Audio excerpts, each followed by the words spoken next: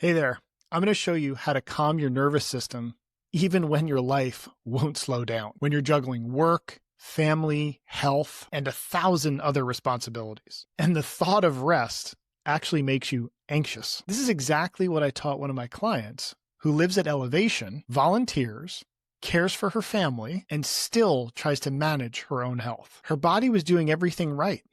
It never felt calm. What we discovered changed everything for her, and it will for you too. How to get out of survival mode when life just won't slow down. The myth of rest. So everyone tells you need to rest, take a day off, slow down, recharge. But if you spent years operating in survival mode, rest doesn't feel like peace. It feels like danger.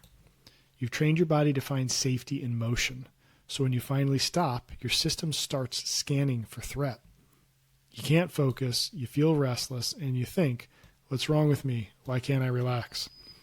There's nothing wrong with you. Your nervous system just hasn't learned what safety feels like yet.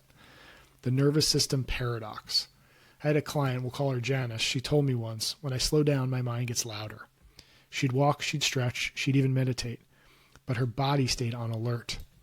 Here's what was happening. Her body associated stillness with uncertainty. Because for years, movement meant control and safety. When she was busy, she didn't have to feel. When she was productive, she didn't have to process. Stillness meant she might have to face what was underneath. So her body kept her moving. That's what happens to most high achievers. We confuse tension with purpose. We think if we're not producing, we're regressing. But that's not drive. That's defense. So I had her start a simple routine, a grounding practice every morning before anything else. She would take her tea outside, take off her shoes, and just breathe. Feel the ground under her feet, notice her environment. It wasn't about mindfulness or checking a box. It was about sending a message to her body, I'm safe right now. Within a few weeks, something shifted. She started sleeping better, her morning heart rate dropped, she felt more present in her body, not racing through the day and in her mind. And here's the powerful part. She didn't add anything except this one little grounding technique. She removed the pressure to perform, even her own self-care. That's when the nervous system begins to heal. So another one of my clients, a high-performing exec, told me she couldn't sleep. Her mind would spiral for hours, work issues, her dad's health, her husband's stress, all looping endlessly. We tried this one simple exercise. Every night, before she went to bed, she wrote down everything, and I mean everything, her brain wanted to say. No censoring, no formatting. The next morning, she called and said, I slept through the night for the first time in months. Nothing in her life had changed, but her body finally trusted that nothing was being ignored. That's the power of closure. This is really important because a lot of times when you brain dump, you're naming all the things that open loops, things you need to get done. And it's amazing by just acknowledging what's on your mind and pointing it out on a piece of paper, like your nervous system just knows, oh, okay, at least we're acknowledging it.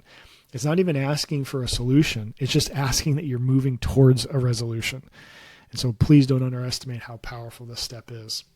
Because when you ground yourself, literally or emotionally, you activate what's called the parasympathetic nervous system. And that's the part responsible for rest and repair. This is where digestion, sleep, recovery, and clarity are accessible. But if you're always in fight or flight, your body never gets there. So the goal isn't just to rest. It's to make rest feel safe again. Big star on that one right there. So Janice, the first woman I was talking about, one morning she texted me. It snowed last night. She told me she stood outside barefoot in the cold mountain air, just breathing. And for the first time, she didn't feel rushed to get inside or get moving. She just let herself be there. And she said, it felt like my body finally exhaled. That's what happens when safety returns. You don't have to force peace. You just feel it. So what's the big takeaway here? You don't calm your mind by stopping your thoughts. You calm it by convincing your body it's safe to stop thinking. Start small. Can't emphasize this enough. 5 minutes. Sit, breathe, notice your surroundings. Don't try to feel better. Just try to feel safe. Your body will do the rest. What can you do right now? If you can't slow down without feeling restless, try this tomorrow morning. Then come back and comment what shifted. And if you want to go deeper, if you're ready to actually retrain your nervous system so calm becomes your baseline, book a consult through the link in the description. Because peace isn't found in slowing down, it's found in safety.